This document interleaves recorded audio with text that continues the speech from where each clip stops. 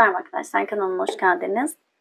Bugün sizinle beraber aklınızdaki kişiyle üçüncü kişiler hangi durumda şu an ne yaşıyorlar ve siz neden bu ilişki içerisindesiniz, ne yapmalısınız buna bakacağız. İlahi güçten en net bilgileri alarak aktarabilmek için niyetimi alıyorum. Enerjiye dahil olmak için kanalıma abone olmanız, bu videoyu beğenmeniz yeterli olacak. Kartları hazırlayıp hemen geliyorum.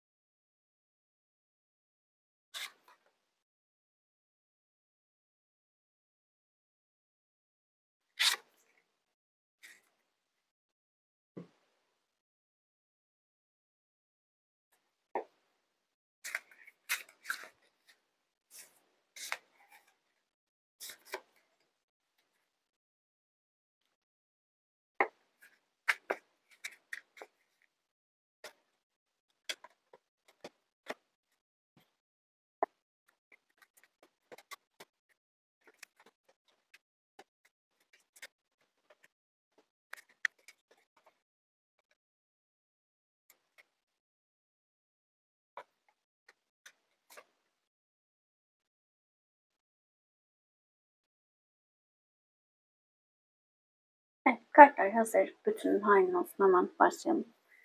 Öncelikle şu an ne yaşıyorlar buna bakalım. Kadın, serbest bırakmak, yavaşlamak, politika, bulutlar ve tılsım atlısı. Şimdi biraz sürecin yavaşladığı bir aşamadalar diyebiliriz.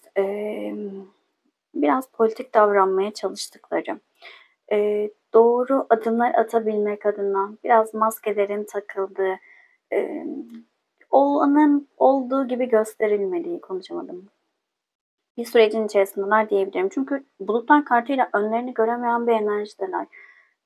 Bulutlar biraz böyle sonu görememekten, bir sonraki adımı görememekten bahseder bize. Politika kartında da aslında emin adımlar atmak için stratejik adımlardan bahseder. Şu anki süreçte birazcık zamana bırakılan bir durumun içerisinden kadın faktörünün çok yüksek olduğunu söyleyebilirim. Bu ne demek? Bir dişil enerjiden kaynaklı bir sorun da olabilir, durum da olabilir ya da anne olabilir. İşte anne gibi görülen kişilerin bu ilişki içerisindeki sorunlara dahil olma durumları olabilir. Birazcık bu sürecin daha böyle yavaşlamasına, annelik de olabilir tabii buradaki durum. Yavaşlamasına, daha çok böyle sisteme bırakılmasına karar verildiği bir süreçte olabilirler. Ama burada ne kadar böyle işte yavaşlıyor, biraz zamana ihtiyacımız var gibi bir bakış açısı görünse de aslında yapılan şey daha çok mantıklı ve stratejik bir yol izleme, emin adımlar atma isteğinden kaynaklı. Çünkü şu an önlerini göremedikleri bir durumun içindeler. İki taraf için de geçerli. Bir tarafta daha çok bunu baskın yapıyor olabilir. Çünkü tılsım altılısı. Şimdi tılsım altılısı sık boğaz etmemekten bahseder. Anlayışlı olmaktan ve alma verme dengesinden bahseder. Buraya bir kart alacağım. Neden bu sürecin yavaşlaması gerektiğini düşünüyorlar? Neden anlayışlı olunması gerektiğini düşünüyorlar? Bunu alacağım. Kupa şövalyesi. Şimdi kupa şövalyesi sakin ve huzurlu bir sürecin içerisinde olma isteğinden, böyle aşkın, sevginin olduğu bir süreçten de bahseder ama burada daha çok bir süredir çok ciddi şekilde yıpranılan bir süreçten geçilmiş olabilir. İşte kavganın, gürültünün, sıkıntılı süreçlerin ve buna rağmen de bir sonuç alınamamış olabilir. O yüzden böyle biraz daha sakin, huzurlu. Yani bak tamam halledebiliriz sanırım. İşte biraz zamana bırakalım denilen. Daha çok kendi çıkarlarını koruyabilmek adına. Birçok kez böyle geliyor. Üçlü açılımlarda bu çok fazla oluyor. Yani çünkü e, daha çok hem istediği şeyi yapmak isteyen taraflar var hem de elindeki bazı şeyleri kaybetmek istememe durumu var. Altta yatan bir sürü psikolojik şey var. Çok konuşuyorum sonra kızıyorlar. Devam ediyorum. Yani böyle baktığımızda açıkçası şu an biraz daha huzurlu olmak, daha net görebilmek bazı şeyleri ve doğru adımlar atabilmek adına bir bakıma görmezden gelinen bir süreçteler. Ama arkada dönen şeyler var. Şimdi neden bunu yaşıyorlar? Sebebi ne dediğimizde intikam kartı, hata kartı, kayıp yani çok net geldi açıkçası kartlar. Destek kartı ve değnek konusu geldi. Şimdi çok net doğru adımlar atmak isteyen bir taraf var diyebiliriz. Yani burada ben ne yaparsam yanlış yapmam, işte maddi kaybım olmaz, manevi kaybım olmaz. Ben buradan istediğim gibi çıkarım denilen bir durumun içerisindeler. Şimdi burada bir ilişkinin içerisinde zaten üçlü bir ilişki için baktığımız için durum her ne olursa olsun sizinle aradaki olan durumun ortaya çıktığı, işte güvenin, aldatmanın ya da e, hata yapılan bazı davranışların olduğu bir süreçten geçildiğini söyleyebiliriz. Yani burada zaten üçlü bir durumun içerisinde olmakta kim kime ne hata yaptı gibi düşünmeye de gerek yok. Yani hayatın akışına ters olan bir durumun olduğunu gösteriyor zaten bize. İntikam kartı, intikam almak, kendine koşulsuz güven şartlarının doğru yeri göstermesi der. Şimdi burada taraflardan biri yaşanılan bir ayrılık varsa, kayıplar varsa ya da güvenle ilgili sorunlar yaşandıysa ya da kaybetme korkusunun fazla olmasından kaynaklı burada ciddi bir öfke, intikam ve hataların yüze vurulma süreçlerinden geçildiğini söyleyebiliriz. Ben biraz önce dedim ya biraz sıkıntılı bir süreçten geçilmiş zaten ve şu an önlerini göremedikleri için bari biraz sakin hani bir şeyleri zamana bıraktık deyip sakin bir enerjiye geçme isteği içerisindeler. Dene konusu, derin üzüntü, yalnızlık hissi ve yükten bahseder bize. Buraya bir kart alalım buraya da. Neden bu yük? Tılsım dokuzlusu. Yani burada şunu söyleyebilirim. Tılsım dokuzlusuyla karşıdaki tarafın maddi manevi gücünün fazla olmasından kaynaklı olabilir. Ya da yalnız kalma korkusundan kaynaklı bazı sorunlar yaşanmış olabilir. Tılsım dokuzlusu hayat arkadaşını bulmaktan ya da mutlu başlangıçlardan da bahseder. Ani olumlu değişikliklerden de bahseder. Ya hayatta burada belki de şunu da söyleyebiliriz. Hiç beklenmedik anda ortaya çıkan bir ilişkiyle beraber yani belki işte bir evlilik vardı ve bu evliliğin içerisinde mutsuzluk vardı ama taraflardan biri işte farklı birine aşık olarak buradaki o dengeyi, o mutsuzluğun aslında ortaya çıkması için ya da bitmesi gereken bir şey diyelim. Örnek olarak veriyorum burayı. Herkes kendi durumuna göre alsın. Bitmesi gereken bir evlilik için bir sebep olmuş oldu gibi düşünebilirsiniz. Yani şu anki akışa bırakmak, daha sakin olma durumu yakın geçmişte yaşanılan ortaya çıkan bir kadın olabilir, bir adam olabilir. Daha çok mutlu olabileceği, hayat arkadaşı olarak görebileceği farklı bir tarafın ortaya çıkmasıyla yaşanan sıkıntılı süreçler diyebiliriz. İşte aldatma olabilir, bırakma enerjisi, kayıp enerjisi var zaten. İntikam alma enerjisiyle beraber birazcık sarmala dönen bir durum var diyebilirim. Umarım bu anlatabildim. Yani ortaya çıkan üçlü durumla beraber ortaya çıkan sıkıntılar diyebiliriz. Şimdi daha önce de söylemiştim ama haftada 2 kez üçlü ilişki açılımı yapıyorum. Bir tanesinde daha çok yaşanan olaylar ne, amaçlar ne birbirlerine karşı buna daha odaklı oluyor. Bugünkü açılım gibi diğer açılımı da daha çok evet ne yaşıyorlar, bunun sebebi ne? Ama daha çok da sizin görmeniz gereken, kendinizle ilgili fark etmeniz gereken şeyler adına daha çok soru sorduğum bir açılım oluyor. Neden bu ilişkinin içerisinde olduğunuzu, kendinizle ilgili neyi fark etmeniz gerektiği ve bu durumdan şifalanmak, mutlu bir beraberliğe adım atabilmek adına neler yapmanız gerektiğine dair oluyor. Benim içimi bu şekilde daha rahatlatıyor, öyle söyleyebilirim. Yani birçok kez bazı arkadaşlar yazıyor bazen ama işte açılımlarda işte tamam değiniyorsunuz çok değinmeyin. Hatta bir arkadaşım sürekli bu uyarıyı yapıyor. Teşekkür ederim güzel yorumun için ama şöyle söyleyebilirim. Buradaki amacım birçok kez söylüyorum. Diyorum ki benim bu kanaldaki amacım, beni izleyen, dinleyen, konuşamadım. Arkadaşlarım daha çok beni arayacak mı, soracak mı? İşte ne zaman gelecekten ziyade ben bunu neden yaşıyorum? Burada neyi görmeliyim de şifalandırmalıyım. Şifalandırayım ki daha mutlu, o hak ettiğim güzel hayatı yaşayabileyim. Buna odaklanmasını istiyorum. Benim bu kanaldaki amacım bu. O yüzden amacım doğrultusunda hareket ediyorum. Diğer türlü dinleyen arkadaşlarıma da saygım sonsuz. Onlar da alması gereken mesajları alıyorlar sistem tarafından. Ama benim aracılık etmekteki niyetim bu. Benim niyetim insanların şifalanması her türlü. O yüzden de böyle yapıyorum. Dedim Yine çok konuştum. Devam edelim. Şimdi siz neden bu ilişkinin içerisindesiniz buna bakalım. Kılıç beşlisi, abonos, beklemek, gerginlik, meditasyon ve ilahi zamanlama. Büyük ihtimalle bu videoyu izleyen arkadaşlarım uzun süredir birçok konuda sınanıyorsunuz. Sistem size işte tekamülünüzde ilerleyebilmeniz adına birçok şey çıkarıyor olabilir. Farkındalığınızın artmaya başladığı bir sürecin içerisindesiniz. Ve artık bazı şeylerin elinizde olmadığını, ilahi olarak yaşamanız gereken süreçte olduğunuzu fark etmeniz gerektiğini söyleyebilirim. Bu ne demek? Daha çok burada bunu kodlama gibi yapmıyorum ama bir süreçte böyle yaşadığımız şeylerle neden nasıl diyoruz işte hayatımızdaki yaşadığımız olaylar içimizin yansıması, şifalanması gereken taraflar. Sistem artık bizi zorluyor. Diyor ki bak içine bak artık, şifalan artık, daha büyük adımlar at artık, tekamülünde daha hızlan artık. Bu sürecin içerisindesiniz. O yüzden lütfen kendinizi ne yaşıyorsanız yargılamayın. Üçlü ilişkide olabilirsiniz, başka bir şeyin içinde olabilirsiniz. Başta kendiniz olmak üzere lütfen kimseyi yargılamayın. Almanız gereken derslere odaklanıp şifalanmaya niyet edin. Hayatta her şey hepimiz için ve özellikle yargıladığımız şeyleri yaşayıp öyle olmadığını anlayıp herkesin hakkını herkese vermekle yükümlüyüz. Ben böyle inanıyorum. O yüzden bu şekilde bakarsanız evet şu an bunu yaşıyorum.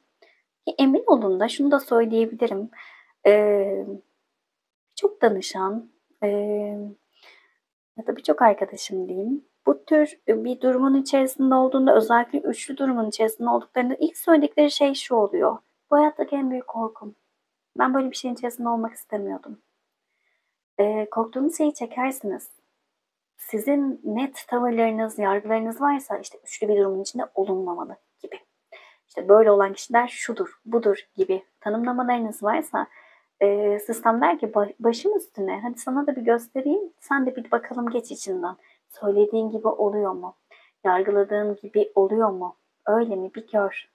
O yüzden hem korktuğunuzu çekersiniz hayatınıza hem de yargıladıklarınızı yaşarsınız. Lütfen bunu unutmayın ve birçok kişi özellikle üçlü bir durumun içerisinde olan birçok kişi bunu şey gibi değil. Ben doğru yanlış olarak yargılamalarda ya da net şeylerde bulunmaktan yana değilim.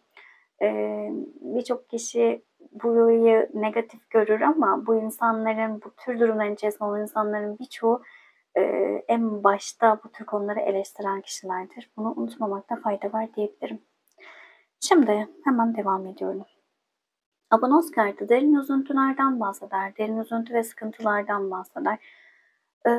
Gerginlik. Şimdi daha çok hayatınızda negatif enerjilerin hakim olduğu bir süreçten geçmiş olabilirsiniz. Kendinize iyi şeylere, güzel şeylere layık görmediğiniz bir süreç olabilir. Daha çok böyle bekleme enerjisinde. Yani bu da biraz şeydir. Sürekli söylüyorum ya üçlü ilişkilerde gerçek bir ilişki istememek, yaşanılan sıkıntılı durumları unutmamak, kara bir bulut gibi geçmişi hayatınızda böyle yanınızda taşımak gibi düşünebilirsiniz. Kılıç beşlisi kendinizi kandırmaktan da bahsediyor olabilir. Bazen de savaşarak kendi gücünüzü gösterme ile ilgili bir tanımlamanız olabilir bilinçaltında. Bir kart alacağım. Evet, tılsım dörtlüsü. Kendinize kanıtlamaya çalışan iki farklı negatif inanç birbiriyle çarpışıyor olabilir. Bu ne demek? Mesela tılsım dörtlüsü geldiği için tılsım dörtlüsü kaybetme korkusundan, terk edilme korkusundan, kıskançlıktan bahseder. Aslında değersizlik vardır. Birinci görmemek, layık görmemekten bahseder. Alttaki yapıya baktığımızda birçok kişi için, herkes için bunu söyleyemem ama şimdi kılıç beşlisinde de şu olabilir bilinçaltında. Kendiyle savaşmak, kendini kanıtlamak. Mesela birçok şekilde şunu hissetmişimdir kendi hayatımda da. Benim gözümde mesela tek başına çocuk büyüten anneler çok başarılıdır. Hayatım boyunca başarılı olmak adına bilinçli ya da bilinçsizce birçok şey yaptım. Kariyere odaklandım, işte başka şeyler yaptım. Yani hep böyle ön planda. Çünkü kendimi göstermek, kendime kanıtlama çabası içerisindeydim. Ve çok uzun bir süre sonra şunun farkına vardım. Benim zihnimde tek başına çocuk büyüten bir kadın belki bu dünyadaki en güçlü kadınlardan biri. Bunu kendime kanıtlayabilmek adına aynı durumun içerisine girdim. baktığımda tek başıma bir çocuk büyütüyorum ve bunu yaparken, bunu anlatırken de gururlanıyorum.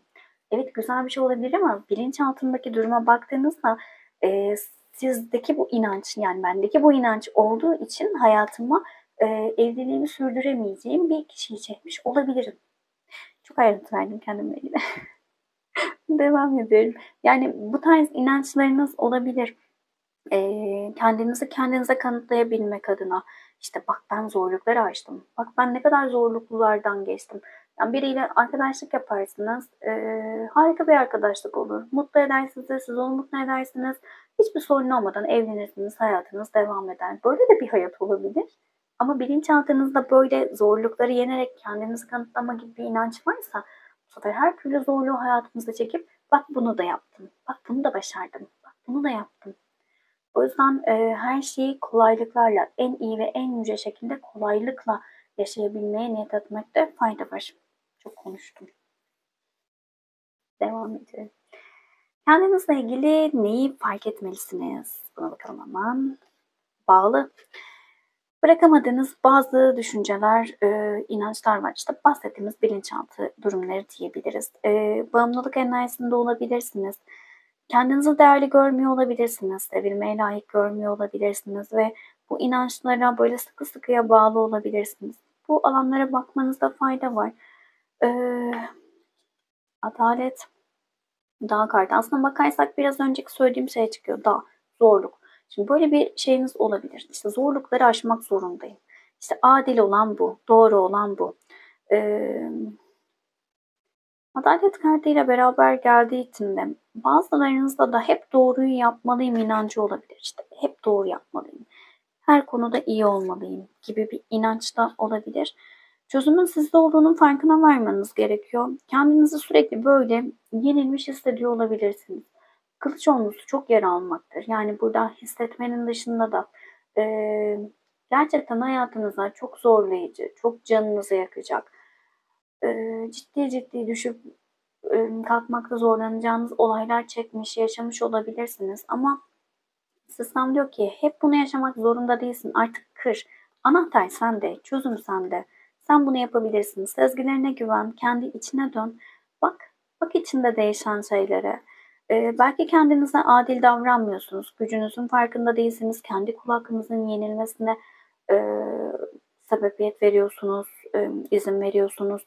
Bu noktada belki bu zamana kadar başka birine karşı bir adaletsizlik yapmış olabilirsiniz. Karmik bir durumdan geçiyor olabilirsiniz. Vesaire vesaire. Toparlarsak eğer her zaman zorlukları yenmek zorunda olduğunuzu, zorlukları aşmanız gerektiği inancınız. Hep yara alırım, ben güvendiğim kişilerden hep işte kazık yerim, şunu yaşarım, bunu yaşarım gibi negatif şeylere, zorlukları hayatınızda çeken bir bakış açınız olabilir. Ama sistem diyor ki içgüdülerine güven. Buradaki tüm negatifliği yenebilecek güce savaşacak ve yenebilecek güce sahipsin. Savaşmak demeyelim ama iptal edelim bunu. Çözüm sende. Çözümün şu an sizde olduğunun farkında değilsiniz. Yani birçoğunuz belki de şunu söylüyor olabilir. Hep böyle insanları çekiyorum. Hep bunlar oluyor. İşte hep değer veriyorum da böyle şeyler oluyor. Burada birazcık her sorunun çözümünün kendi içinde olduğunun farkına varmanızda fayda olabilir. Şimdi bu durumdan şifalanmak için ne yapmalısınız dediğimizde ara vermek, kutsallık, öfke, nedamet, boşluk ve kupa ikilisi. Neye karşı öfkelisiniz? Bunu soralım. Öfkeniz neye? Katina mıyız? Katina'ya mı soralım? Öfkeniz neye? Boşluk, ait hissedemiyor olabilirsiniz kendinizi bu hayata. O. Kendinizi bu hayata ait hissedemiyor olabilirsiniz. Yani neden bu hayattayım? Neden bunları yaşıyorum? Köklenmiş hissedemiyor olabilirsiniz. Ailenize karşı bağlarınız çok zayıf olabilir. Ya da ailenizden bir kişiye karşı da olabilir bu. Çocuklukla ilgili çok ciddi e, travmalarınız olabilir. Yani şöyle söyleyeyim, sanki burada çok çabuk büyümek zorunda kalan bir çocuk var. Hiç o da kız çocuğu. Ya geçen bir çalışma yapmıştık. Yani bir çalışma değil aslında da açılımda aktarmıştım ve yapan arkadaşlarım olmuştu. Çok da güzel yorumlar yapmışlardı. Fırsatım olmadı maalesef yorumlara cevap vermeye ama hepsini okudum. Ya içinizdeki o çocuğa hep sarılın. Nasıl imgeliyor olursanız olun hiç fark etmiyor. Emm, Ya ben şuna inanıyorum. En çok şifalanabileceğimiz alan o taraf. Ya bunu söylerken nedense çok böyle şeye giriyorum. Çok iyi geliyor bu insana. O yüzden, çocukluğunuzda alamadığınız, şeyler olabilir. Sevgi olabilir, şefkat olabilir, ilgi alaka olabilir. O yüzden çok ciddi bir boşluk hissi yaşamış olabilirsiniz hayatta. Bunun farkına varmanız gerekiyor ve buradaki o öfkeyi arındırmalısınız. Bu öfkenin sebebini de evlilik görüyor olabilirsiniz. Yani, daha doğrusu öfke demeyeyim ama buradaki o boşluk hissinin, alamadığınız o sevginin, ilginin, alakanın sebebini evlilikle adlandırıyor olabilirsiniz. Bu ne demek? Anne babanızın ilişkisi çok kötüdür. Çok sıkıntılı şeyler görmüşsünüzdür. Bu olabilir. Evlilikle ilgili bazı tanımlamalar duymuşsunuzdur. Bunları kodlamış olabilirsiniz. Ama genel olarak evlilikle ilgili diyebilirim. Bakın burada şu var. Eee, Ya bunu kimse yaşamamış olsun ama yaşayan çok kişi var maalesef. İşte babanın o ailede anneye yaptığı sıkıntılı şeyler, çocuklara yaptığı şeyler ya da annelerin, ya annelerde daha çok böyle biraz daha şey oluyor, merhamet ve sevgiyi göstermekle ilgili sorunları olabiliyor. Bu da çok büyük. Yani o kadar çok bununla mücadele eden insanlar var ki, yani o kadar kıymetli ki anneden alınamayan sevgi daha çok, baba da var ama daha çok anneden alınamayan sevgi, güven. Babanın yaşattığı şiddet, güvensizlikle beraber insanların çocukluktaki o alamadığı bu duygular büyüklüklerinde, büyüdüklerinde maddi manevi her türlü kabusları olabiliyor. Zaten kendimizde şifalandırma alanlarımız bunlar oluyor. İlla ikisi olacak diye bir şey yok ama eee, yani çok, o yüzden çocuklar çok kıymetli. Mümkün olduğunca özellikle anne olan ya da baba olan arkadaşlarım varsa izleyen, lütfen biz bir tanımlamayı, bir kodlamayı değiştirebilmek adına günlerce uğraşıyorsak çocuklarımıza güzel şeyleri empoze edelim. Onlara ne kadar değerli olduklarını, kıymetli olduklarını, her ne yaşarlarsa yaşasınlar, nasıl insan olurlarsa olsunlar, sevilmeye layık olduklarını aktaralım ki narsistlerin, onların, bunların elinde harap olmasınlar. Bunu söyleyeceğim bir anne olarak çok kıymetli. Burada da baktığımızda açıkçası burada bağlı olan bir evlilikle ilgili bağlantılı olan bir inanç var. Boşluk, aile olmayı belki de boşluk olarak görüyor olabilirsiniz. Çok bir anlamı olmayan ya da üzüntülü şeyler ifade eden bir tanımlaması olabilir. Çocukluktan gelen bazı bu sevgi alamamak, güven alamamak ya da kötü şeyler görmekten kaynaklı bir öfke durumu var. Çok uzattım biliyorum ama bakın burada da boşluk gelmişti, evet. Boşluk, ciddi bir boşluk var. Dolması gereken bir boşluk ama bu boşluk kupa ikilisiyle, açıkça söylemek gerekirse kupa ikilisi evet aşk, sevgidir ama partnerle ilgilidir ama burada daha çok kendinize vermeniz gereken sevgi, mutluluk diyebilirim. Çok kıymetli burası. O boşluğu siz dolduramazsanız eğer sizde olmayan bir şey size gelemez. Çok net söyleyebilirim bunu. Bilinçaltınızda, bilincinizde gerçekten sevgiye layık olduğunuzu, sevilmeye değer olduğunuzu, sevgiyi hak ettiğinizde bilmiyorsanız, inanmıyorsanız buna hep sevgiye layık olmadığınızı hatırlatacak insanlar gelir hayatınıza. Bunu lütfen unutmayın ve burayı şifalandırmaya niyet edin. Artık dur demeniz gerekiyor. Artık bu öfkeye, pişmanlığa, ne yaşadıysanız yaşayın. İster çocukluk olsun, ister büyüdüğünüzdeki işte partnerle yaşadığınız şeyler olsun fark etmiyor. Bırakın pişmanlığı. Geçmiş geçmişte bırakın. Bırakın artık. O kara buluta taşımayın her yere kendinizi. Dağılsın o kara bulut. Tamam, bana hizmet ettiğin güle güle deyin artık. Bunu bıraktığınız anda bu pişmanlığı önce kendinizi affetmeniz gerekiyor. Bunu yaptığınızda çok ciddi şekilde değişimler, dönüşümler olacak. Ne kadar değerli olduğunuzu, ne kadar kıymetli olduğunuzu ve alanınızı korumanız gerektiğinin farkına varın. Biraz içinize dönüp kendinize çaba harcamanız ya da zaman ayırmanız gereken bir süreçte olduğunuzu söyleyebilirim. Bu açılımın başında da aynı şeylere değindik. Lütfen biraz böyle ilahi düzende bir şeylerin devam ettiğini ve sistemin size Bu yaşadığınız duyguları neden yaşattığını anlayıp burayı şifalandırmak adına odaklanmanızda fayda var diyebilirim. Ee, Gerçek aşk, sevgi, mutluluk. Bunu önce siz kendinize vermeniz gerekiyor ki sizde olanı siz hayatınıza çekebilin. Öyle söyleyeyim. O yüzden aşkla, sevgiyle ilgili tanımlamanıza, evlilikle ilgili tanımlamalarınıza bakın. Erkeklerle ilgili, kadınlarla ilgili. Mesela baba çok sıkıntılı bir karakterdir. İşte erkekler örneğin kadınlara kötü davranır. Erkekler aldatır, erkekler bilmem ne yapar falan filan. Böyle inançlarınız varsa hayatınızda böyle erkekleri çekersiniz. Ya da kadınlar aldatır, kadınlar para için gelir, kadınlar bilmem ne. İşte böyle şeyler düşünen kişi de bilinçaltında, bilinçli tarafınızda hayır hayır diyebilirsiniz ama kas testi yapın. Bilinçaltınızda bunlar varsa hayatınızda böyle insanları çekersiniz. Böyle insanları çekmeseniz bile emin olun şunu çok net söyleyebilirim. Hayatınıza gelen, gerçekten size değer veren, size sevgiyi, aşkı, mutluluğu, huzuru verebilecek, sadakati hissettirebilecek kişiler geldiğinde de onlarla yapamazsınız. Çok net söylüyorum, yapamazsınız. O yüzden kendinizi şifalandırmak zorundasınız. Zorundayız. Bu kadar net yani. Yapın. Çabalayın lütfen. Kendim için de söylüyorum bunu. Şimdi ruh hayvanlarının bize mesajı ne olacak? Buna bakalım. Su kaplumbağası ruhu geldi bize. Yavaş ve istikrarlı giden yarışı kazanır dedi. Düz geldiği için kehanet mesajını veriyor ve diyor ki su kaplumbağası ruhu yapmanız gerekeni yaptığınız bir ayağınızın diğerinin önüne attığınız niyetlerinizin mükemmel zamanda gerçekleşeceğine güvendiğiniz zaman refahınızın ve sevginizin katlanarak artacağını hatırlatmak için geldi. Şimdi etrafta koşuşturarak meseleleri zorlama zamanı değil, yavaş, hatta belki neredeyse hiç hareket etmiyormuş gibi görünecek kerte yavaş hareket edin.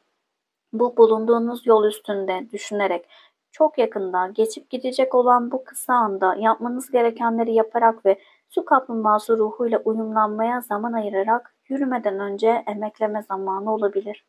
Su kaplumbağası ruhu size bazen yapılacak en iyi şeyin yavaşlamak olduğunu hatırlatıyor. Onun için eğer size yaptıklarınız yetersiz geliyorsa sadece şu anda olup bitenlerin farkında olmanın, dönmeniz mi yoksa sadece bir ayağınızı diğerinin önüne koyarak devam etmeniz mi gerektiğine karar vermek için önemli bir basamak olabileceğini bilin. Su kaplumbağası ruhu gerçek sevgi... Video kapanmış. Hemen devam ediyorum. Su kaplumbağası ruhu gerçek sevgi ve gerçek başarı sabırla gelir diyor. Şimdiye odaklanırsanız bundan sonra atacağınız adım netleşir diyor bize. Unutmamamız gerekiyor ki geçmişi geride bırakmamız gerekiyor. Geçmiş ve gelecekle ilgili kaygılanmak, geçmişte neden bunu yaptım, neden öyle oldu diye düşünmeye devam etmek o enerjilerin çoğalmasına sebebiyet veriyor, sebep oluyor. Gelecekle ilgili kaygılarınız olursa da işte nasıl yapacağım, işte şöyle mi olacak, böyle mi olacak? O da kaygı enerjisinin artmasını ve daha çok o olayların hayatımıza gelmesine sebep olur. O yüzden ne yapmamız gerekiyor? Şu an elimizde olan tek şey, en değerli şey şu an. Lütfen unutmayın. Şu an zihninizden geçen, kalbinizden geçen her şey yarınınızı oluşturuyor. O yüzden böyle bir yeteneğimiz, böyle bir özelliğimiz varsa güzel şeylere odaklanalım. Güzel şeyler olacağına, güzel şeylere niyet edelim. Dilimizden, zihnimizden, kalbimizden güzel şeyler çıksın. Negatif enerjiler geldiğinde bunları şifalandıralım. Büyütmeyelim bu enerjileri ki gelecekte o istediğimiz hayatı, mutluluğu yaşayabilelim.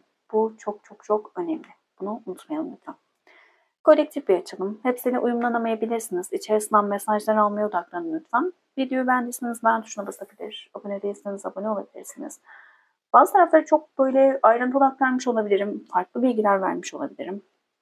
Bazı arkadaşlarım açılımın dışına çıktığımı düşünüyor olabilir ama burada çok kıymetli. Bir kişinin bile kendi hayatıyla ilgili farklı bir bakış açısı hayatına getirmesi de benim için çok çok değerli. Amacım bu. O yüzden diğer türlü düşünen arkadaşların affına sığınıyorum. Teşekkür ederim zamanınızı ayırdığınız için. Başka videolarda görüşmek üzere. Hoşçakalın.